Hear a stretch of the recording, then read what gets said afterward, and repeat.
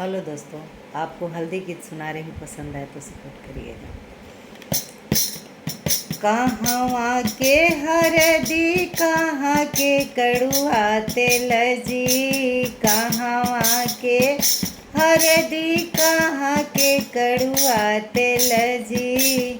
कौन बाबा के धिया के सिरे चढ़े हरदी जी, कौन बाबा के धिया के सिरे चढ़े हरदी जी, पटना के हरदी बनारस के कड़ुआ तेल जी,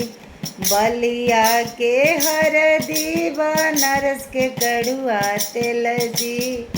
बाबा के दुलारी धिया के सिरे चढ़े हरदी